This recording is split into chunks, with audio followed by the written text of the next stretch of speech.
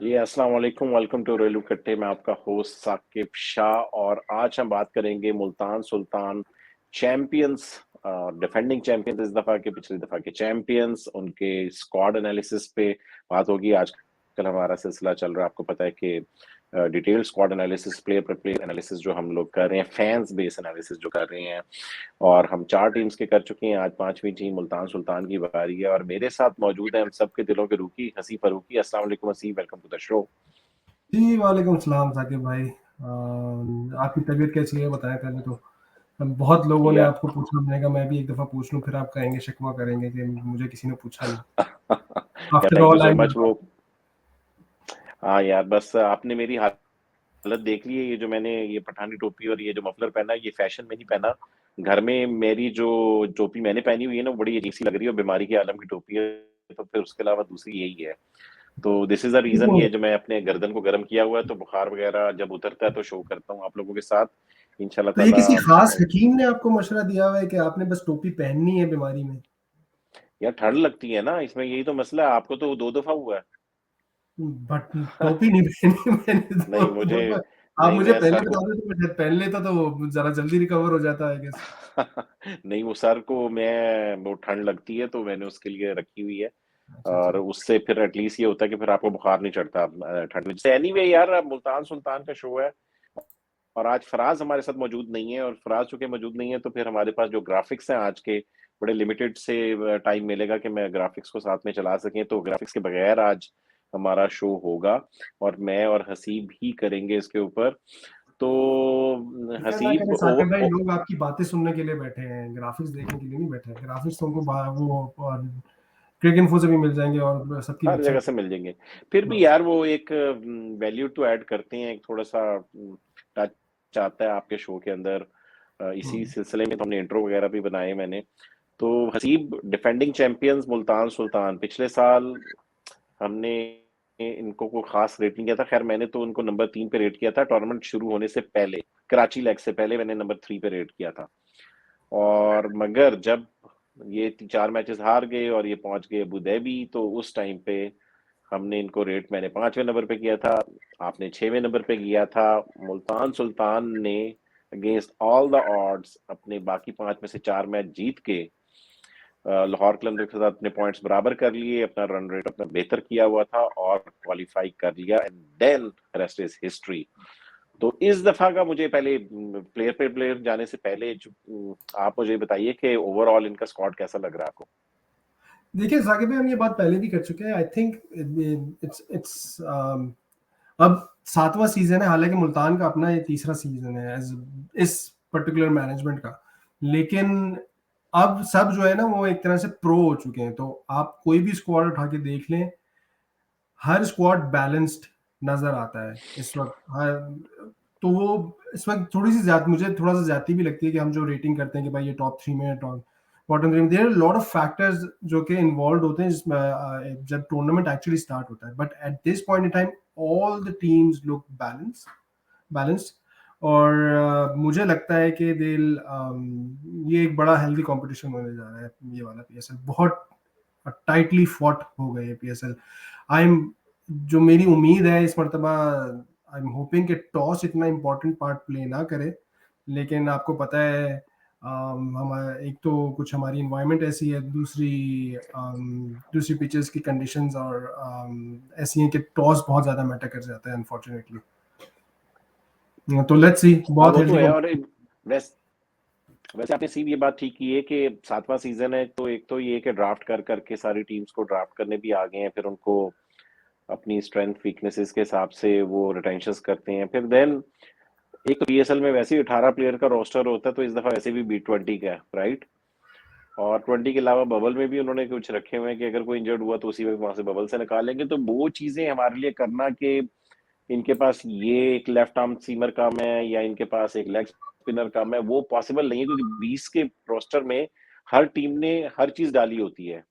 आपको left arm fast bowler भी मिलेंगे, आपको लेफ्ट आर्म स्पिनर भी मिलेंगे, आपको लेग ब्रेक गुगली बॉलर भी मिलेंगे हर उसमें, ठीक है। आपको सारे batsman, lefty batsman, righty batsman, मतलब कि कम्बिनेशन जो होता है वो तकरीबन सबके पास पूरा ही होता है। तो उसके ऊपर एनालिसिस, तो हम गैप निकालना कि इस टीम के पास यार कोई राइट आर्म फास्ट बॉलर नहीं है, लेफ्ट आर्म, वो तो पॉसिबल नहीं है हमारे लिए, क्योंकि 20-20 का स्क्वाड चल रहा है। तो वो सारी चीजें पूरी है, मगर ओवरऑल मुल्तान का स्क्वाड आपको मतलब कि कैसा लग रहा है देखने में? ओवरऑल अगर अब इसको देखा जाए तो जेम्स विंस इस दफा नहीं है, विंस की जगह इन्होंने टिम डेविड, अगर आप कर देखो तो टिम डेविड इन्होंने ले लिए हैं, वाइल्ड कार्ड किया था इन्होंने। बाकी इन्होंने अपने कोर तो पिछली दफा रिटेन कर ही लिया था। कोर ऑलमोस्ट इनका रिटेन कर लिया था, है पावर जेल्ड स्क्वाड है, जो निकाले भी थे उनमें से कुछ को वापस भी ले आए हैं। जेम्स विंस नहीं है, यस शाहिद आफरीदी नहीं है, इसके अलावा जो अपना एक और उस्मान अब्दुल कादिर नहीं है। उस्मान कादिर नहीं है, वो डिफरेंट है। इमरान खान सीनियर को ड्रॉप किया था, लेकिन ही वो किसी तरह वापस ले आए। जो ओनली थोड़ा सा मुझे लगता है कि अभी भी इनका मिडल ऑर्डर, हालांकि शोएब मकसूद है वन डाउन टॉप ऑर्डर में, I consider him as a top order, but middle order मुझे थोड़ा सा लगता है, हालांकि टिम बैकअप्स डेविड नहीं के है आने आप, से मजबूत जरूर हुआ है। आपको लग रहा है कि जिस तरह उनके बैकअप बैट्समैन नहीं है, खैर उनको वो तो डिटेल में हम जब स्ट्रेंथ वीकनेसेस की बात करते हैं उस तरह की बात करते हैं, और प्लेइंग मगर 11 की ये बात कि करेंगे, आई थिंक उस वक्त ये बात करना जरा ज्यादा बेहतर होगा, क्योंकि उस वक्त हम टीम कॉम्बिनेशंस भी देख रहे होंगे, उस वक्त हम ये भी देख रहे होंगे कि कौन किस पोजीशन पे सूट करता है और किस कंडीशन में कौन ज्यादा बेहतर है। तो I think that discussion we can do when we are analysing the or we are doing the playing 11. Filhal, I think at this point in time, the squad looks balanced. At the end of the day, it all depends on form. बहुत सारे जो players हैं इनके, उनकी form भी थोड़ी सी IFFI है। बहुत कुछ ऐसे हैं जिन्होंने खेली नहीं है, रायली रूसो की आप मिसाल ले लें, जिन्होंने कुछ अच्छे से खेला ही नहीं है क्रिकेट। तो लेट्स सी। आके भाई आपने मुझे अकेला छोड़ दिया है। हेलो,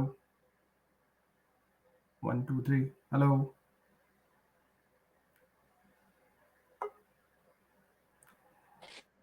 अच्छा सॉरी यार, वो मैंने ना अलार्म लगा के रखा हुआ था, वो अलार्म बजा है, हालांकि डू नॉट डिस्टर्ब के ऊपर भी अलार्म बजा और उसने म्यूट कर देता है वो, तो सॉरी अबाउट दैट। तो बात ये है कि यार इनके हम प्लेयर बाय प्लेयर अब जरा स्क्वाड एनालिसिस स्टार्ट करते हैं सीध। मैं साथ में शेयर कर देता हूँ स्क्रीन पे इनका स्क्वाड, और उसको हम लेके फिर चलते हैं। आज ये काम हमें खुद करना पड़ेगा क्योंकि आज हमारे पास फराज कासिम मौजूद नहीं है, तो ये मैनुअली काम करना पड़ रहा है।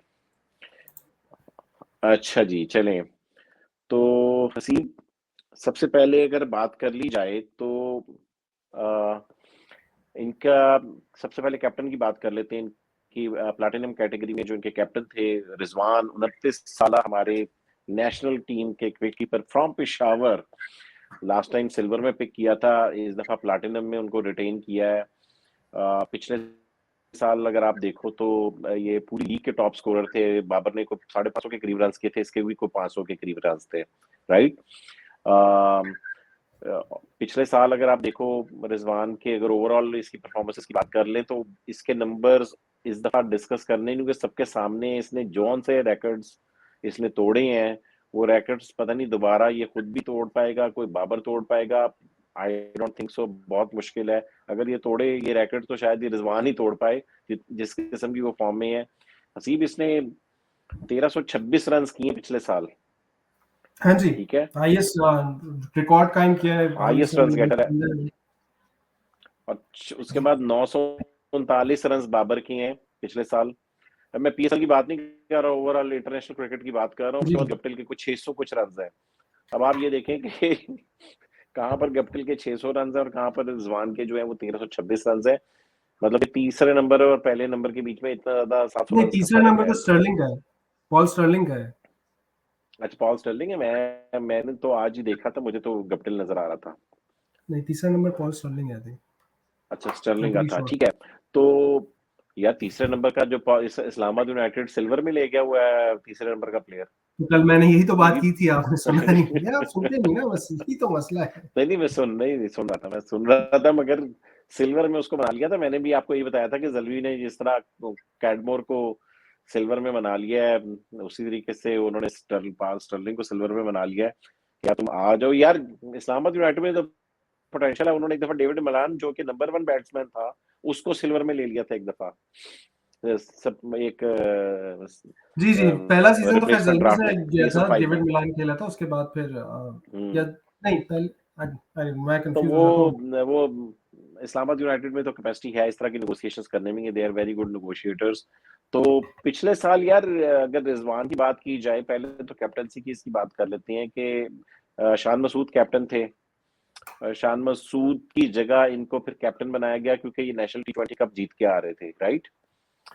तो इनको कैप्टन बनाया गया और फिर हुआ ये कि ये पहले 5 में से 4 मैचेस हार गए थे कराची लेग में। तो he was under lot of immense pressure. एक तो वो हो गया, मगर अबू धाबी में चल के जब टॉस जीतना शुरू किए और फिर मैचेस जीतना शुरू कर दिए, तो व्हाट अ टर्न अराउंड। मतलब कि रिजवान की कैप्टनसी के ऊपर आप क्या कहोगे पिछले साल, और किस तरीके से उसने मैच्योरिटी दिखाई और किस तरीके से उसने चैंपियंस बनवाया अपनी टीम को। साकिब भाई बहुत बात कर ली है इस बारे में हमने, रिजवान की कप्तानी के ऊपर और उसके ऊपर। आजकल बेचारे पे जो गालियां पड़ रही हैं उसके बारे में बात कर लेते हैं, क्योंकि चलो आजकल उस जो पर है बात कर। उसकी परफॉर्मेंस के ऊपर ज्यादा नहीं, लेकिन इस बात पे ज्यादा इतराज उठ रहा है कि जी उसकी वजह से ज़ैनब को जो है वो पीछे जाना पड़ा। तो यार हमारी कौम को हो क्या गया है? लाइक हमारे पास और कोई इंपॉर्टेंट इश्यूज नहीं है पाकिस्तान में चल रहे, या कि हम हर इस चीज के, हर माइन्यूट सी चीज के ऊपर उठा के एक बंदे को, जिसका जो उसके वहमो गुमान में भी ऐसी कोई बात नहीं है, आप उठा के जो है वो मिसोजिनी को ले आते हैं, अपने एजेंडे को ले आते हैं। आई मीन यार, first get hold of the situation, understand what's going on, what's happening, what the dynamic between Zainab and the Pakistani players is, उसके बाद फिर बात करें। ऐसी कोई बात ही नहीं है। And एक हवा बनाया हुआ है पिछले 2 दिन से। आई ट्विटर यार को हसीब, देख के ना गुस्सा ही बात आ ये रहा कि होता है मुझे। सोशल मीडिया पे हर बंदे का अपना एक ओपिनियन होता है, हर बंदा अपना ओपिनियन ठोक देता है, मगर ओवरऑल अगर ओपिनियन देखो तो मेरे ख्याल में 90%, तो 90% भी क्या, मेरे ख्याल में 99% जो लोग होंगे वो रिजवान के साथ ही होंगे। और ना जैनब की गलती है, ना इसमें उसकी गलती है, रिजवान की कोई गलती है, ठीक है। अगर वो जैनब की तरह स्टेयर नहीं कर रहा, मुझे पता नहीं कि आइडियली मैंने लाइव नहीं देखा कि हुआ क्या है। मुझे इतना पता है कि वो पीछे जाके उस खड़े होकर उसने बाकी का इंटरव्यू लिया है। इसकी कोई एक पिक्चर थी जिसमें ये उसको उसकी तरफ नहीं देख रहा, साइड पे देख रहा है, राइट। तो उसने पीछे जाके कहीं खड़ी होगी होगी। तो इसमें ऐसी ना जैनब की गलती है, मगर वो सोशल मीडिया पे चीज चली और ट्रेंड चला तो हर बंदे ने बस फिर अपना हमारा अपना कौमी खेल स्टार्ट कर बन गया दिया। है ना। अब क्रिकेट के बाद हमारा दूसरा कौमी खेल यही है कि सोशल मीडिया पे बस इश्यूज को उठाए जाओ और उन पे वायरल हो जाओ किसी तरह। तो एनीवे, अनपॉपुलर ओपिनियंस जो लोगों को शौक है वो करने का, ताकि वो कहते हैं ना, बदनाम नहीं होंगे तो नाम नहीं होगा। तो बस everyone is looking for that one opportunity for their 5 minutes of fame, और उसके लिए कोई भी कुछ करने को तैयार है। तो इट्स डिसअपॉइंटिंग, बट अनफॉर्चुनेटली जो एक्चुअल इश्यूज हैं उससे उससे हटा के हम इन चीज़ों में पड़ जाते हैं, और जो वो एक्चुअल इशू एक्चुअली है उससे सबका ध्यान हट जाता है और उसको कोई फिर सीरियस भी नहीं लेता। तो एनीवेज आगे बढ़ते हैं। बहुत ऐसा बात कर ली मेरे ख्याल से रिजवान के ऊपर। अभी हमने पूरा स्क्वाड एनालिसिस नहीं, करना है। बिल्कुल चलें जी आगे। रिजवान का ये बस यही है कि इंशाल्लाह अपनी जो पिछले साल की फॉर्म थी वो उसको कंटिन्यू करें और मुल्तान सुल्तान को एक दफा दोबारा लाहौर कलंदर के खिलाफ फाइनल में लेकर आए। अगला प्लेयर रायले रूसो। रायले रूसो, आपको पता है कि अब 2-3 साल से तीसरा साल है उनका ये मुल्तान सुल्तान के साथ। 32 साल साउथ अफ्रीकन है, जी, मुझे कोल पैक अच्छी तरह लेके पता चले है। गए थे। कोल पैक लेके चले गए थे, कोल पैक वगैरह खत्म हो गया है आपके साथ। आप कोयटा ग्लैडिएटर से भी खेलते रहे हैं, सेंचुरी भी उन्होंने कोयटा ग्लैडिएटर को एक लगाई हुई है मुल्तान की तरफ से, ठीक है, बड़े गुस्से में।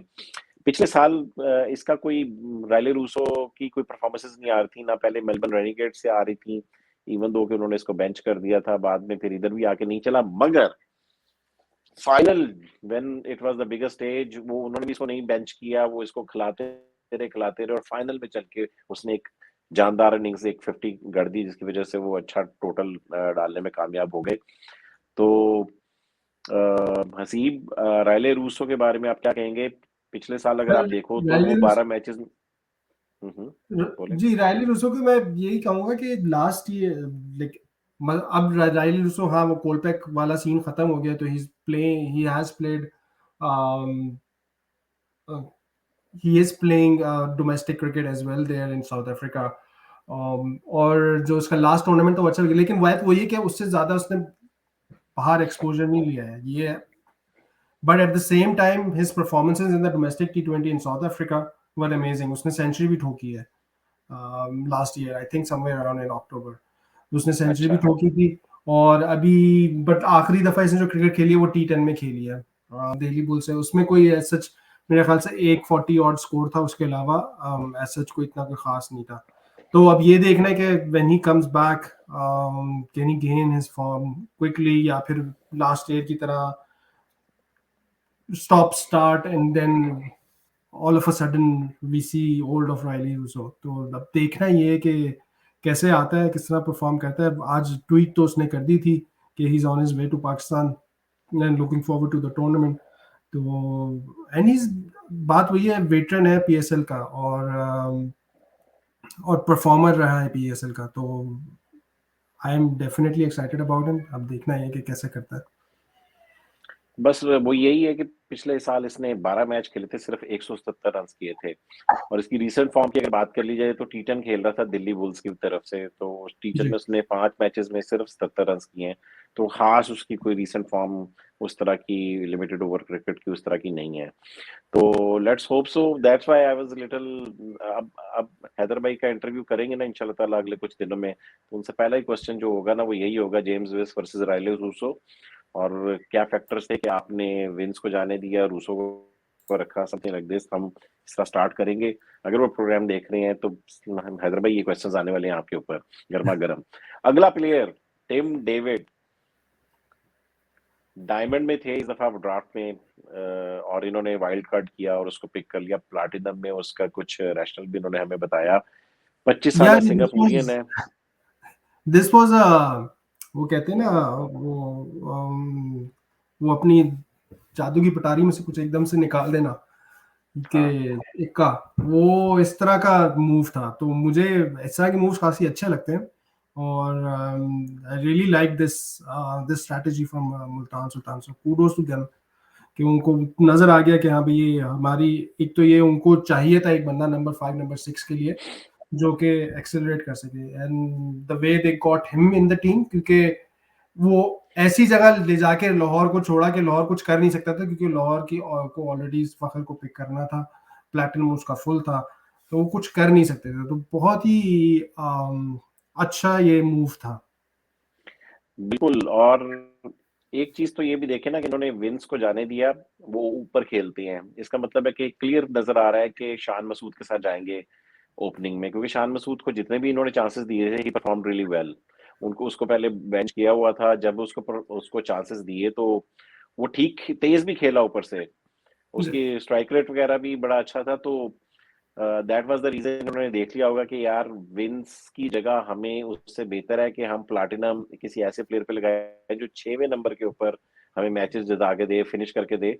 और अगर टिम डेविड इनके रडार में ही था तो उससे अच्छा प्लेयर क्या हो सकता है 6वें नंबर पे। जिस तरह की परफॉर्मेंसेस टिम डेविड ने पिछले साल लाहौर कलंदर की तरफ से दी थी, एक अननोन कमोडिटी, वो आया है, 2-4 सिंगल्स लेता है, आराम से सेट होता है, और फिर अचानक फिर वो पावर हिटिंग स्टार्ट कर देता है। तो मेरा ख्याल में 6वें नंबर के ऊपर वाकई एक बहुत अच्छा प्लेयर है टिम डेविड। और जिस तरह की परफॉर्मेंस उसने पिछले साल दी थी, अगर आप याद हो तो 6 मैचेस में 180 रन कर दिए थे इसने, ठीक है, और इसका स्ट्राइक रेट भी 166 था। और इसी तरह की परफॉर्मेंसेस वो उधर से भी दे रहा है, होबार्ट हरिकेन से इस बिग बैश में भी दे रहा है कि 15 मैचेस में इसने 218 रन किए वहां पर भी 163 का स्ट्राइक रेट है। तो उसकी वही पेस है, तकरीबन अराउंड 160 के स्ट्राइक रेट के ऊपर खेलता है, 6वें नंबर के ऊपर, very accomplish batsman.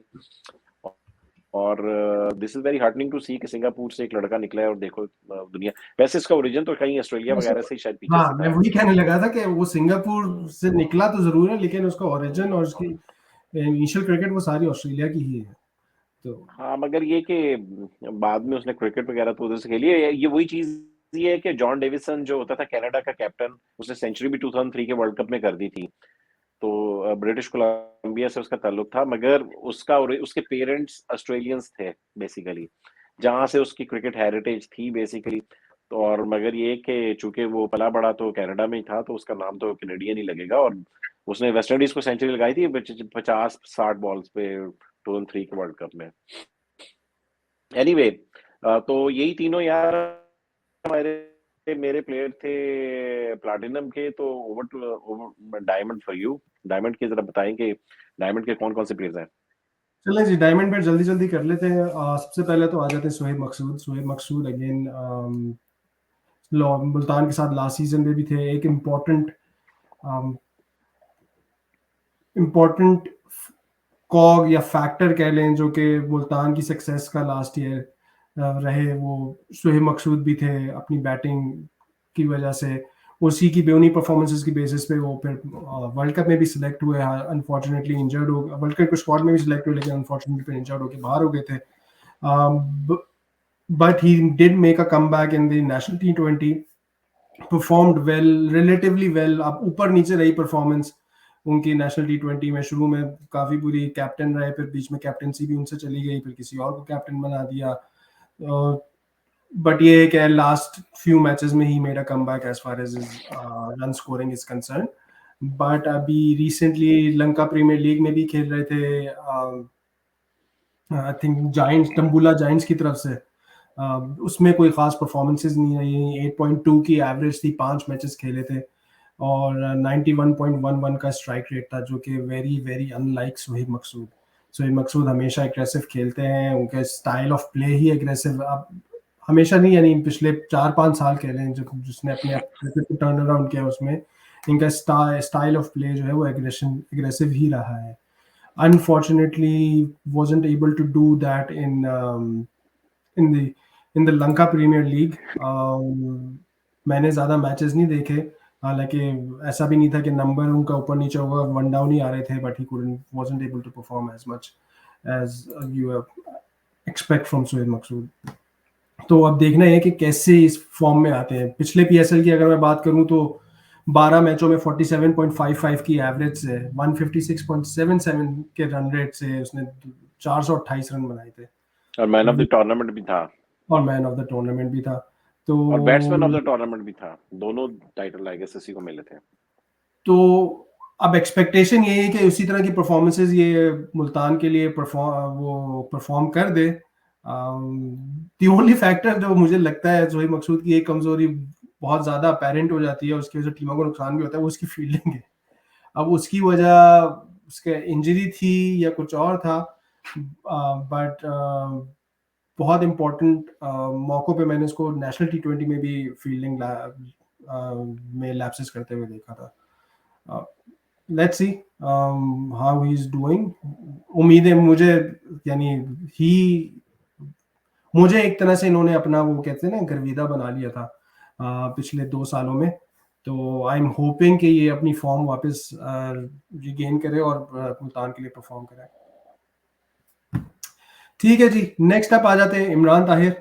Imran Tahir ये तो सदाबहार कहते हैं ना, नौजवान Imran Tahir, young at heart, young at play, still playing to this date, still performing. I think अभी तो वहाँ भी ये खेल रहे हैं, लेजेंड्स प्रीमियर लीग भी खेल रहे हैं। आपने देखी जाकर भाई मैचेस देखे कल, आज यार और कल? आज देखा मिसबा ने कोई छक्का छुक्का मार के इमरान ताहिर को मेरे ख्याल में एक आधा छक्का एक छक्का इमरान ताहिर को मारा था, और फिर रायन साइड बॉटम को मारा, जो लेग पे हाँ, एक साइड बॉटम को भी लगाया उसने। मैच फिनिश किया उसने। 23 रन चाहिए थे मेरे ख्याल से 2 ओवर में, इन्होंने मेरे ख्याल से एक ही ओवर में सब काम कर दिया, वो सेकंड लास्ट यार ओवर कल में। भी लगा हुआ था, सुना है कि इस तरह का मैच मैं देख रहा था ट्वीट्स वगैरह, मगर मैं पाकिस्तान अफगानिस्तान का अंडर-19 ही देखता रहा, मैंने इसके पर फोकस नहीं किया। जी, मैं भी वही देख रहा था, पाकिस्तान अफगानिस्तान का। फिर लिवरपूल का मैच शुरू हो गया तो मैं फिर वहाँ लग गया, क्योंकि पाकिस्तान ऑलमोस्ट मैच जीत चुका था। तो अच्छा यार, ये जो अब इमरान ताहिर की बात हो रही है, इमरान ताहिर वर्सेस उस्मान कादिर, ठीक है, who is the future? The future is of course Usman Qadir, but आप अगर परफॉर्मेंसेस देखना चाहें तो फिर वो जाहिर सी बात है, लास्ट ईयर भी Imran Tahir was their best bowler in PSL. 7 मैचों में 6.8 का economy rate, 13 विकेटें।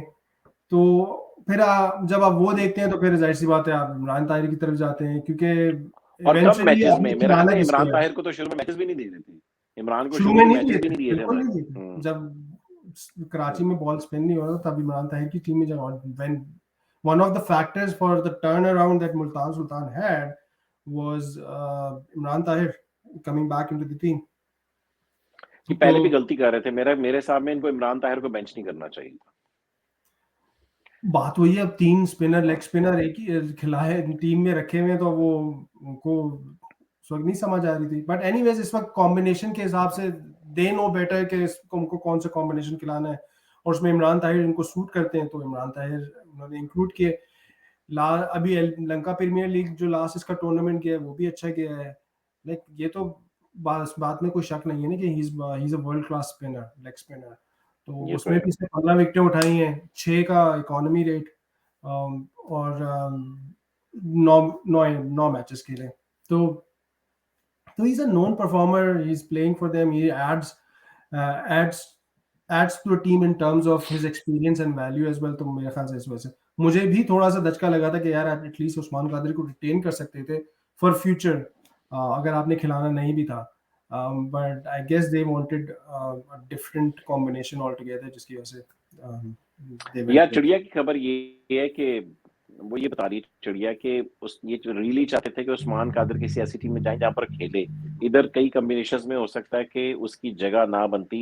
Even I heard कि आलमगीर करीम भी इसमें खुश नहीं थे इस फैसले में, मगर ये कि बाकी जो आप कह रहे हो ये तो इतना ज्यादा डेटा को ये लोग देखते हैं, उसमें किसी कॉम्बिनेशन में इनका होता होगा कि शायद 2 लेग स्पिनर इस साल ना खिलाएं।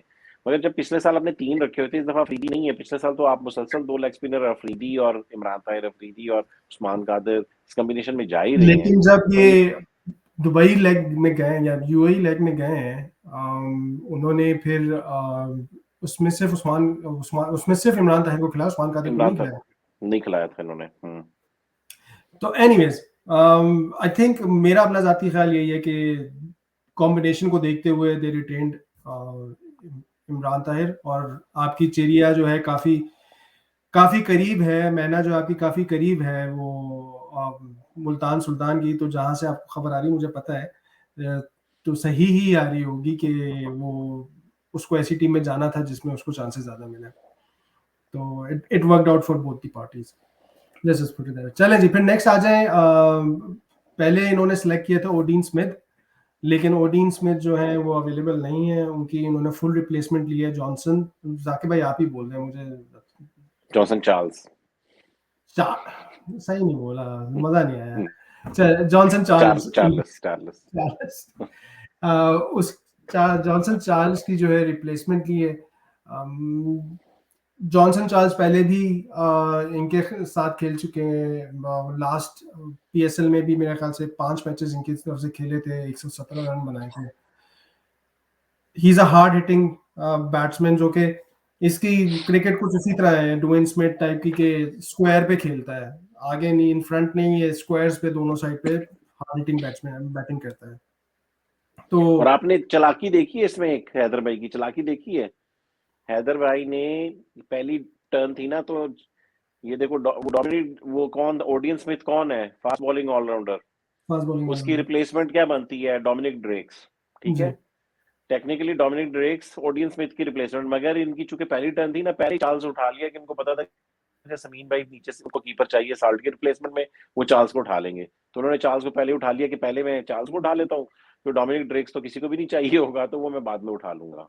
तो ये हुआ बेसिकली। गुड। बट अगेन बात कुछ कुछ 36 का आंकड़ा लगता है ये लाहौर कलंदर के साथ। पहले डेम डेविड उठा लिया, फिर जॉनसन चार्ल्स इसीलिए उठा लिए।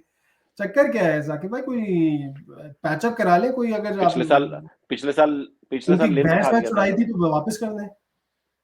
पिछले साल लिन उठा लिया था, तो पिछले साल दिन उठा ले, तो मगर इनको कोई हमारी भैंस नजर वैंस का नहीं छुड़ाई पता तो कि वापस कर देना यार। हम नजर लगाएंगे, हमने पिछले साल लिन को नजर लगाई थी। नजर तो लगाई थी, वो फिर चैंपियंस बन गए। आप कुछ ऐसी नजर लगाई चैंपियन तो जिसमें बन गए मगर लिन तो नहीं ना चला कम से कम। लिन नहीं चला, लेकिन ऐसी नजर लगाए जिसमें आप चैंपियंस बनते नजर आए। हाँ नहीं, हम बेसिकली हमने अपनी एक वर्दी को भी आज नजर लगा दी है, अपनी किट को भी नजर लगा दी, आगे चलें। ये तो वाकई नजर बट्टू आपने लगाया है, माशाल्लाह। चल चले जी, तो जॉनसन चार्ल्स, यार इसका बात हुई है, इसकी फॉर्म भी अप एंड डाउन ही रहती है। रिसेंट फॉर्म भी अगर आप उठा के देख लें, 15, 20, 17, 3, 30, तो ये चलेगा, थोड़ा T10 होगा ना, चलेगा। है जी, तो T10 होगा फिर ये। जी T10, बांग्ला हाँ टाइगर की तो तरफ से T10 T10 खेला था लास्ट। उसमें भी इसका हाईएस्ट स्कोर जो मुझे नजर आ रहा है वो 36 है, जो कि पूरे टूर्नामेंट में, जिसने आई थिंक 10 के करीब मैचेस हैं, उसमें 36 रन हाईएस्ट इसका स्कोर रहा है। बट अगेन इसने पहले भी परफॉर्म किया है in for Multan Sultan, he is aware of the conditions इन पाकिस्तान, तो could do better, will, and I think will do better. It depends upon आता किस तरह इसको यूटिलाइज करते हैं, क्योंकि again he is a wicket keeper batsman, wicket keeping तो नहीं करेगा, और अब कॉम्बिनेशन क्या बनता है उसके हिसाब से देखते हैं कि किस तरह इसकी टीम में जगह बनती है। मुश्किल थोड़ा सा लग रहा है कि इसकी टीम में जगह बहुत ज्यादा बने, लेकिन he will get some matches. चले जी, ये तो हो गए आपके हीरे। अच्छा Over to हीरे you, हो गए Abdullah. आपके। चलें जी, गोल्ड की बात कर लें। सबसे पहले गोल्ड में अगर आप देखें तो इन्होंने रिटेन किया हुआ अपने एक्स कैप्टन शान मसूद को, 32 साल कराचीआइट। वैसे तो कुवैत में पले बड़े, मगर I guess he is a Karachiite, right? तो Yeah, you can say हाँ, that. एक्स कैप्टन थे, और वही के बेसिकली इन्होंने विंस को जाने दिया और शान मसूद के साथ जा रहे हैं, तो मोस्ट लाइकली लग रहा है कि इस दफा शान मसूद और रिजवान मिलकर ही ओपनिंग किया करेंगे। पिछले साल शुरू में अगर आपको याद हो तो इनको मैचेस वगैरह नहीं मिल रहे थे। आई वाज सरप्राइज्ड कि यार एक प्लेयर जो कि पहले आपका कैप्टन था, then he performed well as well, उसकी इसकी पिछले साल भी परफॉर्मेंस बड़ी अच्छी थी और स्ट्राइक रेट भी बड़ा अच्छा था, और फिर सीधा आपकी जगह ही नहीं बन रही टीम में। तो मैं भी थोड़ा सा सरप्राइज था, मगर बात वही है कि जो उनका गेम प्लान है, जाहिर बात है वो बेस ऑन द एनालिसिस होता है, डेटा होता है, उसके ऊपर जाहिर बात है कि फिर विंस के होते हुए तो जाहिर बात है फिर विंस नहीं जाना था। मगर ये कि जब चांस मिला शान मसूद को, स्पेशली अबू धाबी लेग में, तो he was matching and sometime he was out performing basically Rizwan को। कुछ एक मैच में मुझे याद है कि रिजवान थोड़ा सा स्ट्रगल कर रहा था, मगर इसमें ये बहुत फ्रीली खेल रहा था शान मसूद। उनके ऊपर टेस्ट टैग लगा हुआ था, मगर उसने वो टेस्ट टैग धो दिया है, और 7 मैचेस में 209 रन इन्होंने बना दिए थे यार और 142 का स्ट्राइक रेट है। वो भी टेस्ट टैग बड़ा जबरदस्ती लगाया हुआ है। हालांकि शान मसूद के अगर आप एफसी की आप उठा के देखें, या आप उसकी डोमेस्टिक वनडेज की उठा के देखें एवरेज, तो he has the best average among all Pakistanis in नहीं, एवरेज और चीज है ना, मगर टेस्ट टैग तो लगता है इन कि लिस्टेड। क्योंकि वो यार टेस्ट टैग इस वजह से लगा है कि पाकिस्तान की तरफ से तो उसको खिलाते ही टेस्ट है, हालांकि उसको ये तो पाकिस्तानी वनडे का तरफ से प्लेयर है। खिलाते, उसको वाइट बॉल में मौका ही नहीं दिया। और मेरा अपना, मैं पहले भी ये बात कह चुका हूँ जिसपे आप लोगों ने कहा था नहीं नहीं यार उसकी परफॉर्मेंसेस नहीं थी, लेकिन मेरा अभी भी ज्यादा वो अपना ख्याल है कि टेस्ट में ही हुआ था स्टिल जो। Deserves a place in the test side as well as the one day side. नहीं, मैं उसमें नहीं कह रहा, मैं ये कह रहा था कि जब इसको निकाला गया था वो ठीक निकाला गया था, वो 7 इनिंग्सों में मुसलसल फ्लॉप हुआ था। मैं ये नहीं कह रहा ठीक कि है, उसको नहीं वो आना चाहिए, मगर 7 इनिंग्सों में। मगर ये बात भी ठीक है, बाद में इमरान भट्ट और आबिद अली 10-10 इनिंग्सों में फेल होते रहे और वो खेलते रहे हैं। वो ठीक है, खेलते रहे मगर और शान मसूद हाँ, की जगह नहीं बनी है। तो आई स्टिल फील कि इसके साथ थोड़ी सी ज्यादती है। अभी आप रिसेंट कायदे आजम ट्रॉफी की मिसाल ले लें, he was playing from Sindh in T20s, और कायदे आजम ट्रॉफी में आया तो बलूचिस्तान में फेंक दिया। अच्छा, बलूचिस्तान में डाल तो दिया, लेकिन इसकी फैमिली में ट्रेजेडी हो गई थी, इसकी बहन का इंतकाल हुआ है, उसकी वजह से he wasn't playing. But when he came back, इसने आई थिंक 4 मैचेस खेले, और उन 4 मैचेस में आके इसने कोई 4 चांद लगा दिए। आई थिंक 2 से 3 सेंचुरीज इसने मारी हैं उन 4 मैचेस में। और ही आउट परफॉर्म्ड एवरीवन। इसकी एवरेज और उन उठा के देख लें, he was one of the top scorers of कायदे आज़म ट्रॉफी। ऐसा ही है। तो लाइक डोमेस्टिक में तो इसकी तो वैसे भी इसके पास लिस्ट ए की भी कोई रिकॉर्ड्स है ना, कि लिस्ट ए में इसकी बड़ी अच्छी एवरेज वगैरह है, 40-50 की एवरेज होती है इसकी लिस्ट ए में। हाँ, यही मैं बात कर रहा था कि list is one, he has the best average, he had the best average. अब मुझे नहीं पता कि वो चेंज हो गया है नहीं, but he had the best average among Pakistanis. और लिस्ट ए में इसको मेरे ख्याल में बस वही ऑस्ट्रेलिया के खिलाफ जब 2019 के वर्ल्ड कप से पहले जब 8-9 प्लेयर्स को रेस्ट करवा दिया था, तो तब इसको 1-2 को वनडे में मेरे ख्याल में शारजा में चांस मिला था। वो जो सीरीज हम हार गए थे उनसे सारी, साउथ अफ्रीका में चांस मिला था ना, साउथ अफ्रीका में वनडे।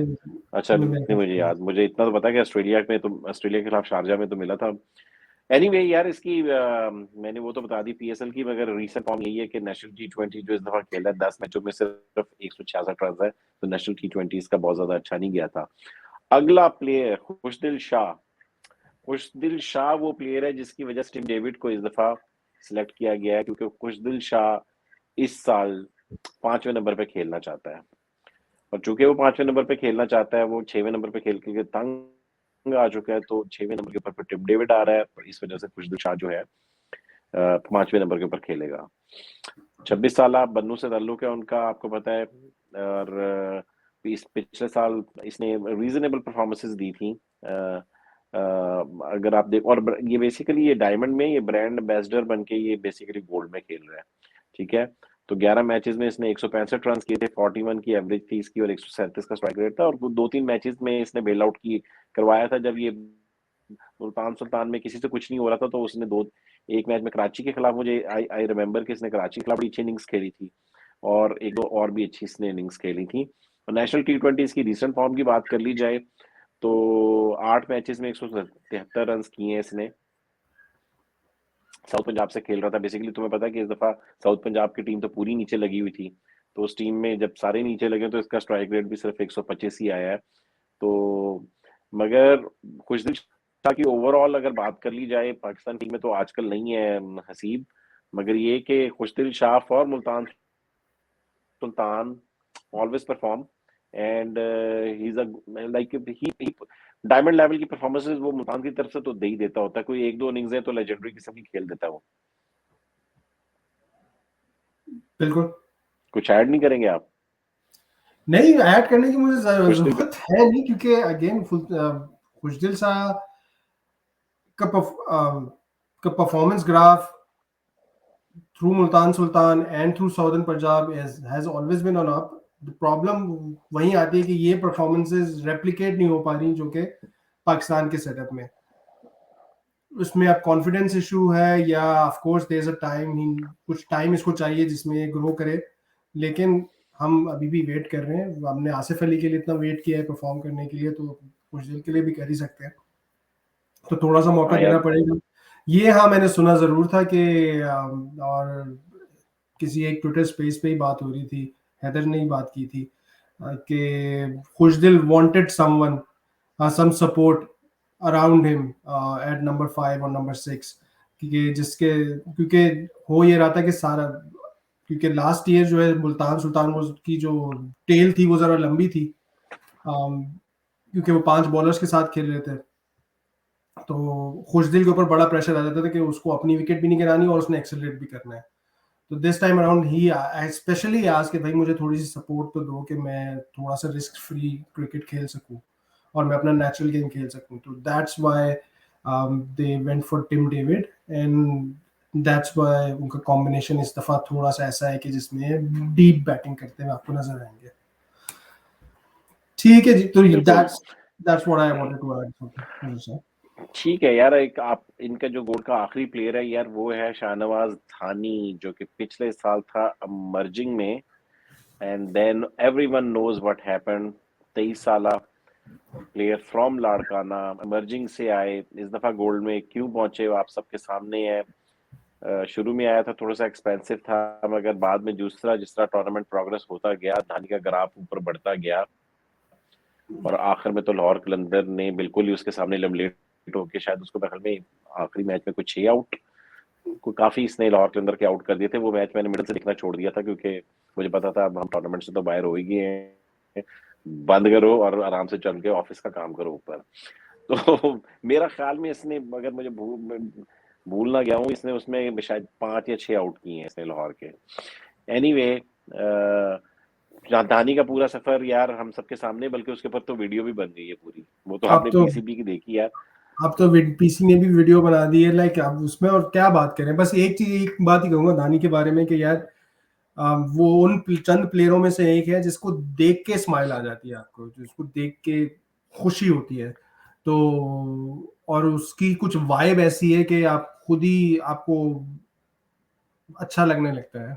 तो अल्लाह उसको इसी तरह परफॉर्म करते हुए रखे, इसी तरह खुश रखे, खुश करता हुआ रखे लोगों को। तो बिल्कुल, वो सेलिब्रेशंस में भी वो देखा, वो मुजरबानी के साथ भी पहले वो यूं कर रहा था, तो मुजरबानी पहले तो शायद था, मगर एंड में मैं देख रहा था कि एंड में मुजरबानी भी स्टार्ट हो गया था उसके साथ यूं करना। हाँ, मतलब वो तो करता था ना, ब्रेथ वो वेथ एम्बेसडर हो गया ना, सब पाकिस्तान का इक्वली करता एम्बेसडर हो था। गया। हाँ, पाकिस्तान का एम्बेसडर तो वो हमने वर्ल्ड कप में देख ही लिया उसको। मगर ये कि मगर ये कि आपके ख्याल में लाइक एक प्लेयर आता है, I guess thanks to Rashid Latif, जिसने इनको शायद हैदर भाई को जिन्होंने रिकमेंड किया हुआ है, ये दोनों bowler I guess Mohammad Umar भी और धानी भी, ये दोनों राशिद लतीफ ने रिकमेंड किए थे। मोहम्मद उमर तो पहले मैच में एक्सपेंसिव हुए, फिर धानी को मौका दिया। धानी ने इतना जल्दी लाइक, आपके असल ख्याल में इस में दफा फिर ये अटैक को लीड करेंगे? लीड तो करेंगे। जो धानी की जो जर्नी स्टार्ट हुई थी वो सिंस सेकंड 11 से हुई थी। इसकी performances for since second 11 was amazing. फिर ये कायदे आजम ट्रॉफी में ऐसी इतनी अच्छी थी कि इसकी और इब्रार की इतनी अच्छी थी कि दोनों को जो है वो सिंध की फर्स्ट 11 में इंक्लूड कर दिया गया था। और धानी ने वहाँ आके भी अच्छी परफॉर्मेंसेस दी थी। He was quick and he was everyone was very impressed by him specially. और पीसीबी को इस बात की मैं बार बार बड़ी वो दाद दूंगा कि यार एटलीस्ट जब कवरेज स्टार्ट हुई है अब डोमेस्टिक की, तो लोगों को नजर आ रहा है हाँ भाई टैलेंट है। तो धानी एक ऐसा टैलेंट उसी वक्त नजर आ गया था। हालांकि जब फर्स्ट 11 में आया था बहुत ज्यादा विकेटें नहीं ली थी, बट उसकी बॉलिंग से पता चल गया था कि हाँ भाई यहाँ पोटेंशियल है। And everyone saw it and of course everyone then push for it. Rashid Latif तो वैसे भी डोमेस्टिक में काफी इन्वॉल्व रहते हैं, तो उनके पास काफी नॉलेज रहती है। मोहम्मद जो आपका जो लेफ्ट आर्म स्पिनर था उमर कराची किंग्स का, उसको भी राशिद लतीफ ने ही वो किया था, रिकमेंड और आइडेंटिफाई किया था। तो he has an I and I just hope कि धानी आगे इसी तरह परफॉर्म करता रहे, ना सिर्फ अपनी फ्रेंचाइज के लिए बल्कि पाकिस्तान के लिए। पाकिस्तान के लिए भी बिल्कुल। तो यही तीनों थे। अब over to silver for you. चले जी, सिल्वर पे मैं फिर जल्दी से बात कर लेता हूँ। स्टार्ट करता हूँ इमरान खान सीनियर से। One of the surprise non retention थी ये इमरान खान सीनियर की, जब मुल्तान ने इसको नहीं किया था। मैंने इस पे काफ़ी बात पहले भी कर चुका हूँ, लेकिन I was actually very surprised. अगर मैं उस इंटरव्यू में हुआ तो मैं डेफिनेटली पूछूंगा इस इमरान खान के बारे में, क्योंकि आई डोंट थिंक मैं, अगर स्पेसेस पे बात भी हुई है तो मैंने सुनी नहीं है। हैदर भाई वैसे तो काफ़ी ओपन है and he shares all the rationales and all the views और जो analysis है openly. तो I know he would have some sort of explanation, but Imran Khan Senior I think was one of the key factors for Multan Sultan's turnaround last year. अगर सिर्फ PSL की बात की जाए तो पिछले पीएसएल में 7 मैचों में आई थिंक 12 विकेटें ली थी, 7.16 का इकोनॉमी रेट था and he had a strike rate of 12.5। यार अब ये देखो कि स्ट्राइक रेट भी अच्छा है, इकोनॉमिकल भी है, 7 मैचों में 12 आउट किए हैं इन्होंने। तो चलो ठीक है, अपनी कैटेगरीज की वजह से रिटेन नहीं किया, मगर मुझे इतना पता है कि ये सिल्वर के राउंड में भी बड़ी नीचे जाके एंड में दोबारा उठाया। चौथे राउंड में जाके उठाया है। मुझे इस बात पे हैरानी हुई कि चलो इन्होंने तो रिटेन नहीं किया, बाकियों को क्या हुआ? आप अच्छा ये तो चले, मैं पिछले साल की बात कर रहा हूँ ना, कि अब चलो ऐसा हुआ होगा, चलो ये इस परफॉर्मेंस पिछले साल की है और एक साल में इसकी परफॉर्मेंस डिटेरियरेट हुई हो। अगर आप नेशनल T20 भी उठा के देखें तो उसका टॉप बॉलर कौन है? with most wickets. Imran senior था। It's Imran Khan senior. तो मुझे इस बात पे बड़ी हैरानी हुई कि यार ना उसकी परफॉर्मेंस गिरी है, in fact he is your top bowler in domestic, 16 विकेटें उसने ली हैं, इकोनॉमी रेट हाई जरूर था, बट इकोनॉमी रेट ओवरऑल वैसे ही हाई था नेशनल टी20 में। नेशनल टी20 में काफी बड़े स्कोर्स भी हुए हैं इस मरतबा। तो I was a bit surprised कि इमरान खान को किसी ने चलो पिक ये नहीं तो चलो ये तो शायद आरटीएम का वेट कर रहे होंगे ना यार, किसी ने किया है तो मैं तो आरटीएम कर दूंगा, मगर किसी टीम ने किया भी नहीं, किया भी नहीं, कोशिश भी नहीं किसी की। टीम ने कोशिश भी नहीं की पिक करने की। और आई थिंक मैं पहले भी बात कर चुका, I know Quetta had an in, Sohail Tanvir की जगह ये भी एक ऑप्शन बन सकते थे, बिल्कुल, बट अगर कोयटा को चाहिए था कि सोहेल तनवीर की जगह इमरान खान सीनियर ही ले लेते तो वो बट बड़ा आई थिंक अच्छा वो उनको सोहेल तनवीर क्योंकि थोड़ी बैटिंग कर सकते हैं शायद इस वजह से दे, और ऑफ कोर्स वो पहले कोयटा से खेले हुए हैं तो शायद इस वजह से वो चाहते थे। शायद, आई गेस ये भी हो सकता है कि वो लेफ्ट आर्म का देखा ना कि जेम्स फॉल्कनर है वहां पर, तो एक जैसे बॉलर हो गए फॉल्कनर और सोहेल तनवीर। मगर एनीवे कोई ना कोई पीछे तो उसका होगा। नबील भाई का भी इंटरव्यू इंशाल्लाह ताला जल्दी करते हैं। ठीक है, तो ये तो थे Imran Khan senior, but I am happy कि एटलीस्ट ये पिक हो गए थे, वरना तो चौथे राउंड तो सिल्वर के तो पता लग ही नहीं रहा था। परफॉर्मेंसेज इनकी गोल्ड और डायमंड लेवल की हैं, बट सिल्वर में एक it's a very good pick that they got. ठीक है जी, नेक्स्ट आ जाए हम सबके फेवरेट रेलू कट्टे, अनवर अली, हमारे ब्रांड एम्बेसडर भी हो सकते हैं। अनवर अली का ये है कि खाता है तो लगाता भी है। One of the, I think जब अनवर अली का लगाता है तो लगवाता भी है। लगाता है तो लगवाता भी।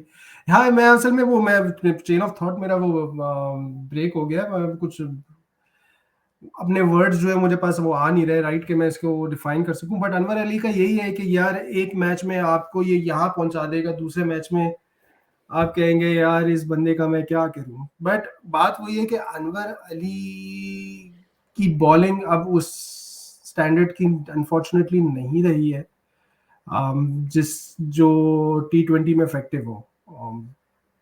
और अब नेशनल टी20 अगर लास्ट देखा जाए तो उसमें he was performing very well for Sindh, but at the same time जब बॉलिंग में आते थे तो फिर वो रन्स चले भी जाते थे। सिंध की तरफ से अगर आप बैटिंग में देखें तो उसने काफ़ी अच्छे स्कोर्स भी किए हैं। 37 की एवरेज से खेल रहा था, 144.53 का स्ट्राइक रेट था, 185 रन बनाए थे। At number 7, number 6, these are very good numbers in national टी20। बट अगर आप बॉलिंग में देखें तो वही बात है कि 88.85 का इकोनॉमी, 4 विकेटें, 183 रन और 45.75 की एवरेज। मगर सीम अगर आप देखो कि पिछले ओवर द ईयर्स पीएसएल का स्टैंडर्ड जितना ऊपर चला गया है, बहुत से प्लेयर्स अगर आप देखो उसमें बहुत से बॉलर्स फेज आउट हो गए जो पहले खेला करते थे। बहुत से देखिए, जुनैद खान की कोई जगह नहीं है इस पीएसएल अब इधर तक पहुंच चुकी है। ठीक है, जुनैद खान पिक नहीं हो रहा। बैटिंग में देखो तो अहमद शहजाद वगैरह पिक नहीं हो रहे क्योंकि आपका जो टैलेंट पूल है। मगर अनवर अली उसमें किसी तरह जगह बना गया। आई एम रियली सरप्राइज्ड कि बगैर किसी बॉलिंग परफॉर्मेंस के, क्योंकि हमेशा से कोटा की तरफ से एक्सपेंसिव ही रहा था। यस, बैटिंग वो कर लेता है मगर प्राइमरीली तो वो बॉलर ही है ना। अगर आपने उसको 2 ओवर भी करवाने हैं, वो 2 ओवर भी एक्सपेंसिव जा सकते नहीं, हैं। अब वो प्राइमरीली जो इस खासतौर से टी20 में आई थिंक वो अब फ्लिप हो गया है। अब वो प्राइमरीली बैटिंग कर लेता बैट्समैन है, बन गया। बॉलिंग थोड़ी बहुत हो जाती है। ठीक। सिंध की तरफ से ऐसे ही था, लेकिन अभी रिसेंटली ग्लैडिएटर्स की तरफ से खेल रहा था ये इन T10, उसमें आई थिंक एक स्कोर है 42 का, और उसके अलावा बाकी सब अंडर अंडर 15, यानी 2 स्कोर है, एक स्कोर 12 का, एक 14 का। उसके अलावा ज्यादा बैटिंग 3 दफा और बैटिंग आई उसमें, he couldn't go more than 6 run. तो देखना वो भी है कि किस फॉर्म में आता है। बट वही बात है, मैं दोबारा कहूंगा, आई पर्सनली थिंक बेंच का हिस्सा ज़्यादा होगा। मुल्तान सुल्तान का जो कॉम्बिनेशन होगा उसमें आई डोंट थिंक इनिशियली इसकी जगह बनेगी, तो he would come in at some point but for a limited role, or I don't think it's a bad choice for a bench.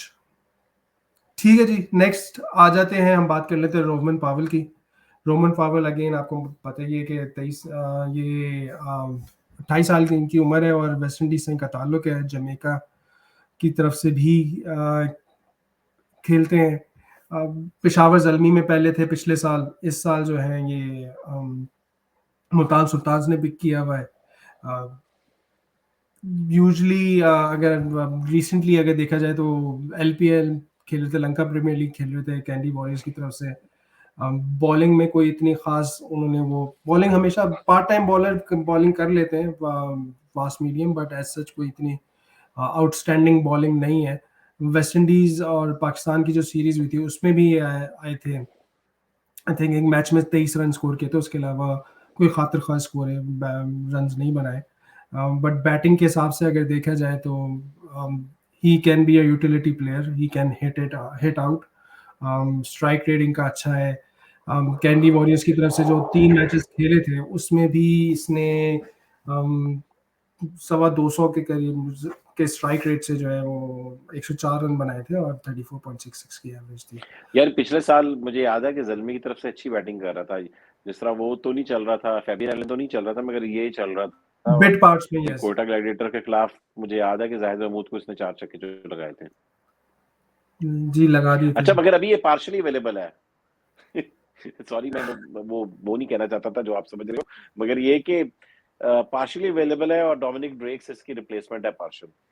Ji, Dominic ड्रेक्स है उसकी रिप्लेसमेंट, और Dominic ड्रेक्स को हमने already देख लिया है। ये डोमिनिक ड्रेक्स भी आए हुए थे, पाकिस्तान आए हुए थे, but he is Dominic Drakes ही था ना जिसके जिक्र पे शायद हमको पिछले प्रोग्राम में शायद गालियां भी पड़ी थी जाकिर भाई, अगर याद ना हो, कोई मिक्स कर दिया था वो नहीं, वो उमैर कह रहा था कि वो उसने लंका प्रीमियर लीग का फाइनल खेला, जबकि मैं कह रहा था मैंने इसको कहीं देखा, तो कहता हाँ वो लंका प्रीमियर का फाइनल खेला, जबकि वो अच्छा पाकिस्तान में खेला था, ना कि एलपीएल का। वो जेडन सील्स जी, के साथ तो मैं वो तो थोड़ा सा पाकिस्तान मिक्सअप में कर था, गया था।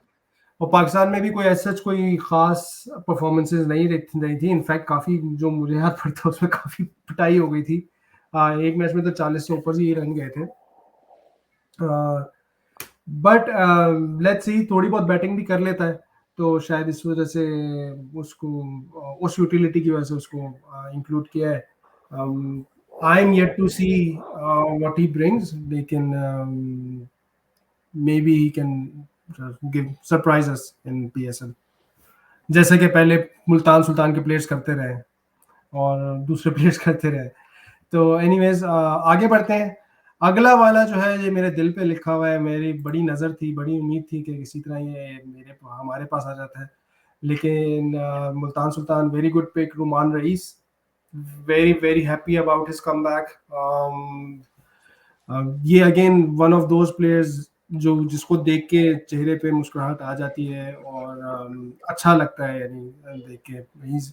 ही is a very very shrewd bowler, especially when it comes to white ball cricket, death over specialist, death over death specialist है। ओवर्स और ब्रेक थ्रूज, न्यू बॉल से भी अच्छा बॉल करा सकता है, वेरिएशन बहुत अच्छी है, इसको पता है किस वक्त कौन सी बॉल करनी है और बैट्समैन को किस तरह ट्रैप करना है, तो इस वजह से I really really like him. और बैटिंग भी कर लेता है, थोड़ी बहुत छक्के चुक्के मार लेता है। सिंध की तरफ से काफ़ी अच्छी परफॉर्मेंसेस दी थी, I think he was a top bowler in national T20 for Sindh.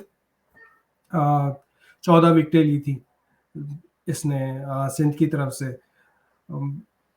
तो I am very very, actually शायद 12 ली थी, बट एनीवेज, और इकोनॉमी रेट 7.05 था उसका नेशनल T20 में, तो वेरी गुड यार अगर पिक। इसको इंजरी से पहले तो आपको याद हो कि इतना अच्छा बॉलर था कि ये फिर पाकिस्तान टीम में सिर्फ इस्लामाबाद यूनाइटेड से खेल खेल के, जी और इस्लामाबाद यूनाइटेड के हमेशा डेथ ओवर्स करता था, इकोनॉमिकल रहता था, विकेट्स लेके देता था, फिर पाकिस्तान टीम में चला गया। पाकिस्तान टीम में भी मुझे याद था कि वो इसका ना बेन स्टोक के खिलाफ जो चैंपियंस ट्रॉफी में इसने पाकिस्तान वर्सेस इंग्लैंड में जो उसने आखिरी 2-3 ओवर कराए थे, नचा दे वर दिया था अमेजिंग। इसको। बिल्कुल, तो वो बेन स्टोक्स से वो ओवर खेला नहीं गया था एक, और बहुत तो वहां से मुझे याद है कि यार like he was a very good bowler, मगर फिर अनफॉर्चुनेटली उसकी इंजरी ऐसी हो गई कि अब वापस आया तो देखते हैं कि नेशनल टी20 तो उसका रीजनेबल गया है, तो नेशनल टी20 की वजह से ये अब पिक हुआ है, क्योंकि उसने नेशनल टी20 में परफॉर्म कर दिया। I still have the throw, तो let's see, we are really hoping कि इज द फाइनल ताला परफॉर्म करे। नेशनल टी20 में आपकी इसके मैं बैटिंग फिगर्स बताऊं, छह मैचेस में इसने 186.95 की स्ट्राइक रेट से रन स्कोर किए थे। ये क्या, बहुत ये ज्यादा ऊपर बैटिंग खेलना नहीं शुरू है, हो गया, ऊपर खेलना शुरू हो गया? नहीं ऊपर नहीं आता, नंबर 7 नंबर 8 पे था, बट ये था कि जितना आया, कुछ बॉलें बची हैं छक्के चुके? आखिरी की, एक दो बॉलें भी बची हैं, 2 बॉलें बची हैं, तो 2 बॉलों पे छक्के भी मार के गए। किससे, सिंध से खेल रहा है? सिंध से, सिंध से खेल रहा था। I saw those Sindh matches, से। तो I am very happy that he is made a comeback. तो लेट्स सी पीएसएल में कैसे करता है। मेरी तो ख्वाहिश होगी कि पीएसएल में अच्छा करे और और वापस पाकिस्तानी टीम में जगह बनाए eventually, but I think it's a long shot. फिर आ जाते हैं जी आखिरी सिल्वर के प्लेयर आसिफ आफरीदी। इनका ताल्लुक भी खैबर पख्तूनख्वा से रहा है। Very recently has been performing very well for the Khyber Pakhtunkhwa का जो बॉलिंग इंजन है ना, उसका बड़ा इम्पोर्टेंट पार्ट बन चुके हैं। इमरान खान हो गए, अरशद इकबाल हो गए, और ये आसिफ आफरीदी हो गए, बहुत इम्पोर्टेंट पार्ट प्ले करते हैं। फिर अभी जो और मेरा ख्याल में सिल्वर की पहले राउंड की में ही शायद इनको सबसे पहले उन्होंने इसी को पिक किया, जी I think if I so, remember correctly। Rumman को मेरे ख्याल से पिक किया है पहले, और दूसरा फिर इनको पिक अच्छा, किया है। आई मैं मुझे याद नहीं इस वक्त, साकिब भाई तो मुझे ठीक है। अगर गलती हो रही है तो माफ कर दीजिएगा। लेकिन जो सबसे अच्छी बात इसकी आसिफ अफरीदी की ये है कि बैटिंग भी कर सकता है साथ में। हाँ, ही इज एन आसिफ वो ऑल तो ऑलराउंडर है ना। जी, ऑलराउंडर है और बैटिंग भी कर सकता है। और अभी रीसेंट फॉर्म जो इसकी एफसी में भी चल रही थी, इट वाज वेरी गुड। इसने कोई 3 से 4 फिफ्टियां मारी हुई हैं अपने लास्ट 5-6 मैचेस में। तो he is a very very good pick, a valuable player.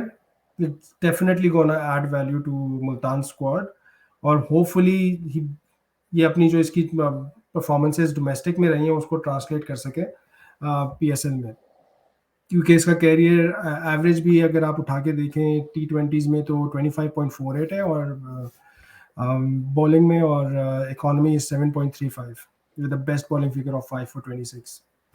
Similarly अगर आप बैटिंग उठा के देख लें तो 138.76 का स्ट्राइक रेट है। एवरेज एज सच कोई इतनी अच्छी नहीं है, but he has the potential.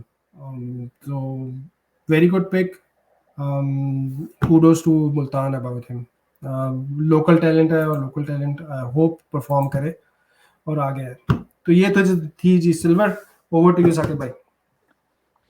Ji, emerging की बात कर लेती हैं, और उसके बाद फिर इमर्जिंग में इन्होंने दो प्लेयर्स पिक किए हुए हैं, एक अब्बास अफरीदी और एक आमिर अजमत है। पहले अब्बास अफरीदी की बात कर लेते हैं कि 20 साल फाटा से ताल्लुक है इनका, 20 साल उनकी एज है, right arm medium fast bowler है, पाकिस्तान अंडर 19 से भी आपको याद होगा पिछला वर्ल्ड कप खेले थे। नीचे से आके बैटिंग भी अच्छी खासी कर लेते हैं, छक्के चुके लगा लेते हैं, पावर हिटिंग वगैरह कर लेते हैं, और केपीके की सेकंड 11 से भी खेल रहे हैं। कराची किंग्स से अगर आपको याद हो पिछला सीजन खेले थे, 4 मैचेस खेले थे बेसिकली, और 4 ही इन्होंने सिर्फ 4 विकेट्स मिली थी। थोड़ा सा एक्सपेंसिव गए थे 10 की एवरेज से, मगर आपको पता है कि ये जो नए नए हमारे बॉलर्स आते हैं इमर्जिंग के, तो अक्सर एक्सपेंसिव ही जाते हैं शुरू में। और सेकंड ये है कि बस ये उमर गुल के भतीजे हैं या भांजे हैं, something like this, right?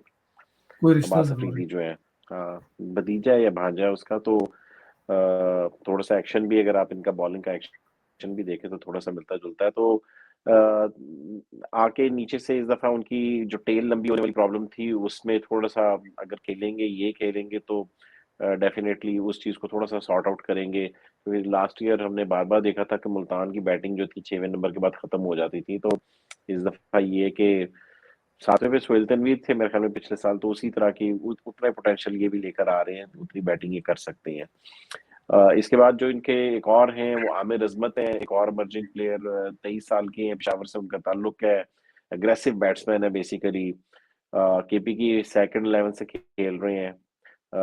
Recently उन्होंने एक अच्छी इनिंग्स खेली है बलूचिस्तान के खिलाफ, 168 रन्स की उन्होंने इनिंग्स खेली है। और ये जो सेकंड 11 वाला जो फर्स्ट क्लास कंपटीशन हो रहा है ना पीसीबी का, ये उसके टॉप स्कोरर भी हैं। तो आमिर अजमत का यही है कि ये अपने मर्जिंग में एज ए बैट्समैन है बेसिकली। तो उस कंपटीशन में ये चूंकि टॉप स्कोरर हैं, that might be one of the reason ये पिक हुए। मगर बात ये है कि इनके कोच जो हैं अब्दुल रहमान, असिस्टेंट कोच इनके जो हैं, वो टैलेंट पूल, वो स्काउटिंग सारी वो करते हैं। और आप देखो, हैदर भाई से भी जब बात होती है, लोगों से बात होती है, तो they rate Abdul Rehman very high, they always talk जी जी। About him. और चैंपियंस बनने के बाद अगर आप देखो, प्लेयर्स ने अब्दुल रहमान को उठाया हुआ था कंधों के ऊपर। तो वो टैलेंट क्योंकि खैबर वो हंट पख्तूनख्वा करके से दे भी रहे हैं। खैबर पख्तूनख्वा को भी अब्दुल रहमान ही देख रहे हैं ना, हाँ असिस्टेंट। बिल्कुल, एग्जैक्टली वो उधर कर रहे हैं और इधर वो मुल्तान सुल्तान में, पीएसएल में मुल्तान सुल्तान को देखते हैं। तो आमिर अजमत डेफिनेटली, और वो जो महफल में एहसानुल्लाह जिसकी बात आप करेंगे, ये दोनों उन्हीं के बेसिकली आइडेंटिफाइड टैलेंट है। तो over to you for supplementary. अच्छा जी, सप्लीमेंट्री की बात कर लें तो पहले तो बात कर लेते हैं again, he is coming back to Multan Sultan which is blessing Muzar Rabbani. Muzar Rabbani came in to tournament last year for, and I think मेरे हिसाब से बहुत अच्छा प्ले किया। 6 मैचेस हालांकि खेले थे, लेकिन 7.71 का इकोनॉमी रेट और से 10 विकेटें वो ले गए थे उन 6 मैचेस में। तो perform very well with Multan, and I think it's a very very good pick because Multan का बॉलिंग जो है वो काफ़ी स्ट्रेंथन करते हैं। जिम्बाब्वे से ताल्लुक है, आपको पता ही है। तो बहुत ज़्यादा क्रिकेट इनकी जो है वो जिम्बाब्वे से ही होती है, क्योंकि बाकी फ्रेंचाइज क्रिकेट में इतना ज़्यादा ये इन नहीं कर पाए अदर देन पीएसएल, अनफॉर्चुनेटली। हालांकि talent wise he is a very very good bowler, और पाकिस्तान के खिलाफ तो हमेशा इसने परफॉर्म किया है। तो I am not sure why he isn't getting as much opportunities in other franchise crickets. But very good talent, very good bowler हम सब देख चुके हैं, तो मैं ज़्यादा कुछ और नहीं कहूँगा। अगर आपने कुछ ऐड करना है साकिब भाई तो sure, other than otherwise I will move forward. नहीं, आगे चले बिल्कुल। जो अच्छा जी, तो दूसरे हैं, फिर आ जाते हैं एहसानुल्लाह। अच्छा, एहसानुल्लाह को जब हमने रिसर्च करने की कोशिश की, तो पहले हम गए ESPN क्रिक इन्फो। ESPN क्रिक इन्फो में गए तो वहाँ पे एहसानुल्लाह जो है वो अफगानिस्तान से जिनका ताल्लुक है, उनकी प्रोफाइल मुल्तान सुल्तान की टीम के अंदर नजर आई। हमने कहा चलो ये यहाँ नहीं, ये तो वो नहीं है। तो हम गए फिर मुल्तान सुल्तान की वेबसाइट के ऊपर, जनूबीज के ऊपर, जनूबीज.com के ऊपर। वहां जब गए तो हमें नजर आए एहसानुल्लाह, उनकी तस्वीर नजर आई, प्रोफाइल नजर आई। मैंने बड़े शौक से क्लिक किया उसको। जब मैं क्लिक करके अंदर गया तो पेज खुला सुहेबुल्ला का। तो तो फिलहाल मेरे पास उनके बारे में यही इंफॉर्मेशन है कि वो एहसानुल्लाह है, उनकी तस्वीर है वहां पे, लेकिन प्रोफाइल सुहेबुल्ला की है। इसके अलावा मैं मुझे और कुछ ज्यादा मिल नहीं सका यार एहसानुल्लाह के सुना है बाद। कि सुना ये 140-45 का तेज बॉलर है, सुना है जी, कि मैं यही फास्ट सुना, बॉलर है। यही है कि he is a fast bowler and he can bowl around 140 to 145। देखा नहीं है तो मेरे भाई, मेरे ऊपर एतबार नहीं करना। जब देखेंगे तो पता चल जाएगा। But let's see, I am pretty sure Multan के पास बहुत ज्यादा इन्फॉर्मेशन, अच्छी इन्फॉर्मेशन होगी, बहुत अच्छा डेटा होगा जिसकी बेसिस पर उन्होंने सेलेक्ट किया होगा। तो हम उन पे एतबार कर लेते हैं। उनकी उनके क्या कहते हैं वो, उनके इंतखाब पर हम एतमाद कर लेते हैं। बात कर लेते हैं। चले जी, फिर आ जाते हैं, फिर दो बात कर लेते हैं जो इन्होंने नंबर 19 और 20 की पिक्स ली थी। अच्छा, ये भी एक सरप्राइज था मेरे लिए, David Willey. I personally thought ये पहले राउंड में ही पिक हो जाना चाहिए था, किसी ने पिक कर लेना चाहिए था, बट ये हुए नहीं। आई वाज नहीं, वेरी वो इंट्रीग्ड। पहले इस वजह से नहीं हुए थे कि उस टाइम पे कोई इंजरी स्केयर था ड्राफ्ट में। अच्छा, तो ड्राफ्ट में और रिप्लेसमेंट ड्राफ्ट में चूंकि एक महीने का गैप आ गया, तो उसमें इनकी इंजरी सुना है कि कुछ बेहतर हो गई। उनके स्पोर्ट्स मैनेजर ने कहा कि now he is fully fit, तो जिसकी वजह से ये फिर पिक हुए। अच्छा, ठीक ठीक। तो David Willey again, I personally think he is a very good pick.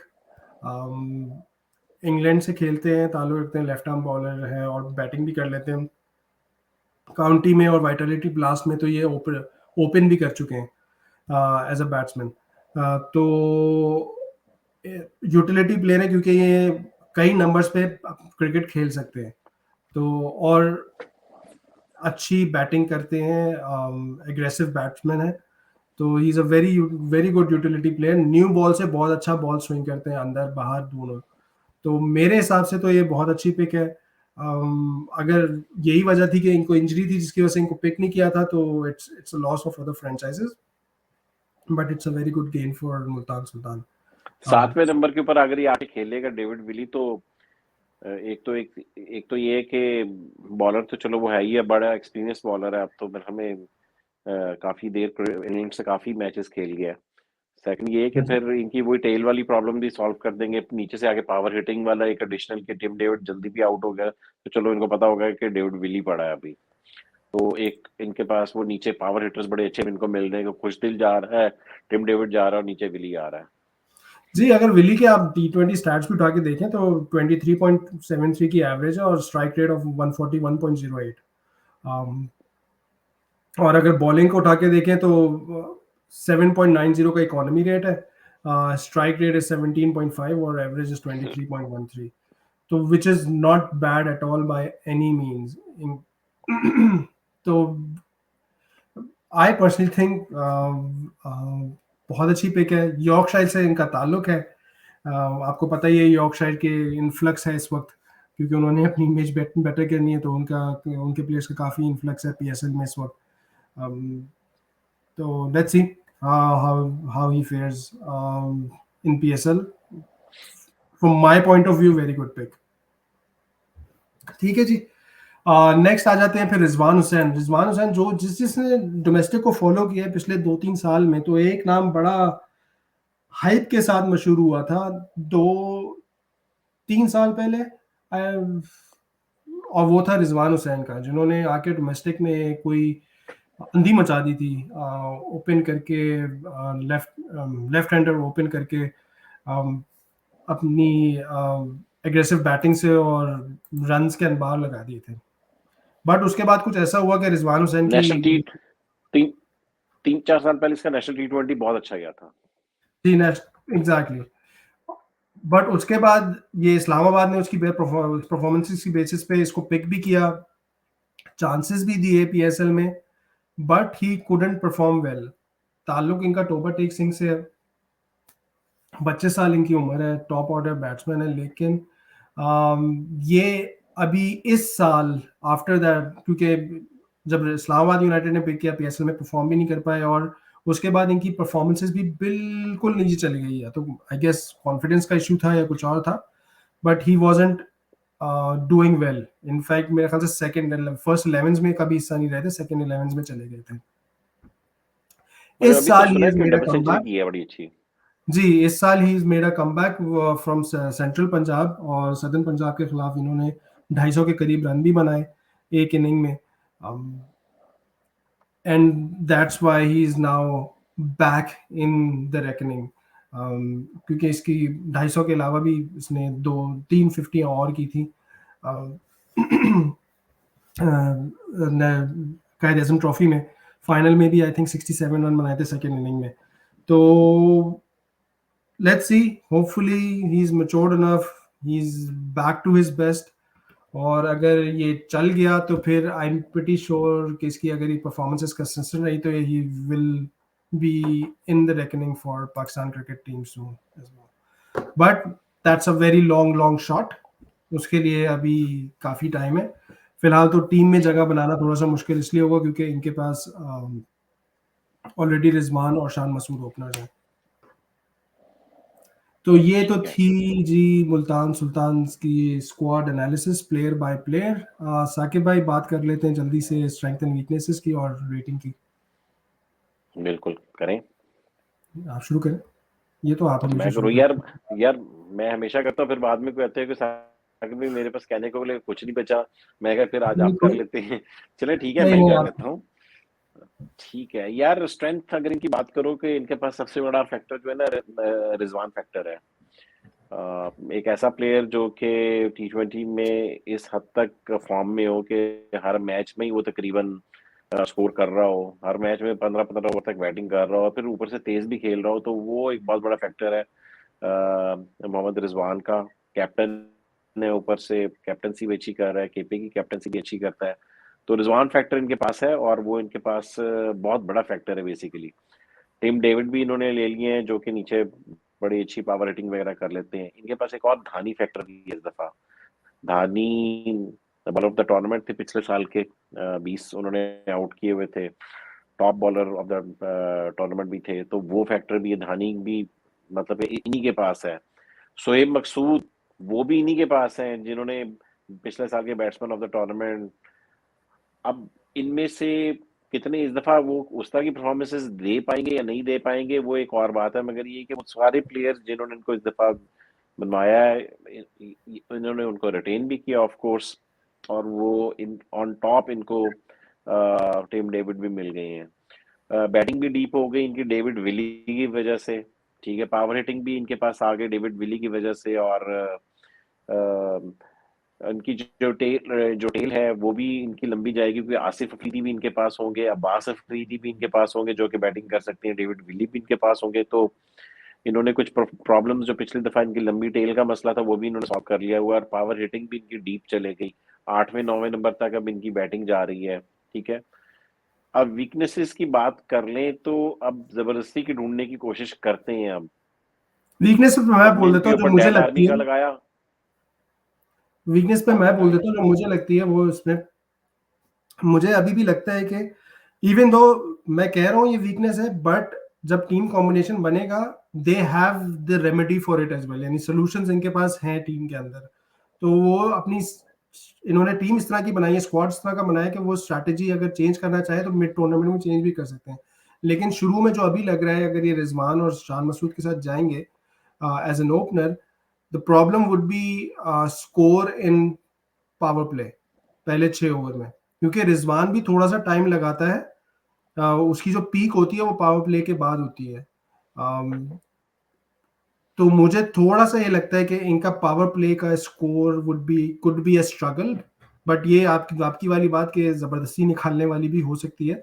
But at the same time they have the solutions where they can actually bring Sohaib Maqsood as an opener और शान मसूद को वन डाउन कर दे।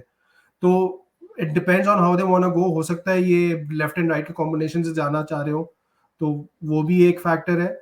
लेकिन अगर इनको लगता है कि भाई हमें पावर प्ले में स्कोर ज्यादा चाहिए, तो दे कैन प्रोमोट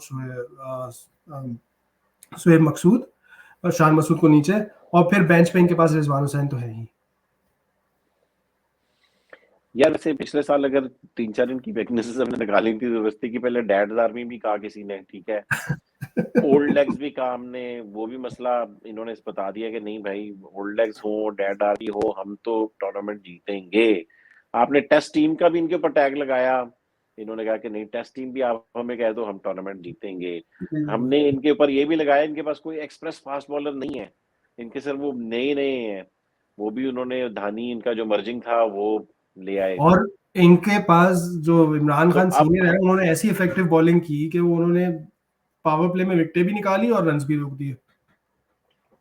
तो वही ना, तो अब ये सारी चीजें हम लगा चुके हैं और उन सारा का वो जवाब दे चुके हैं, तो मेरे पास तो अब कोई वीकनेस निकालने वाली बात नहीं बनी, क्योंकि मैंने वही बताया कि 20-20 प्लेयर होते हैं, तो उसमें प्लेयर वाइज हमने सारे प्लेयर्स एनालाइज कर लिए, तो वो प्लेयर्स में तो पोटेंशियल है। सिर्फ ये कि रायले रूसो के ऊपर एक बात की जा सकती है कि वो इन्होंने प्लाटिनम में लिया हुआ, जबकि प्लाटिनम वाली परफॉर्मेंस उसकी काफी अरसे से आ नहीं रही।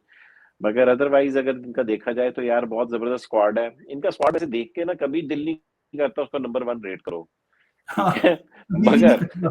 है ना, उनका अगर स्क्वाड देखो नहीं दिल करता कि इनके ना करो, जबकि वो हमेशा बट परफॉर्मेंसेस इनको पिछले दोनों साल की देखिए, देख लो उनको वो पता जीत है रहे कि हैं। उन्होंने क्या किस किस लिए इनको पिक किया है और इनसे किस किस सिचुएशन में क्या काम लेना है। और यही बाकी स्क्वाड्स का भी यही है।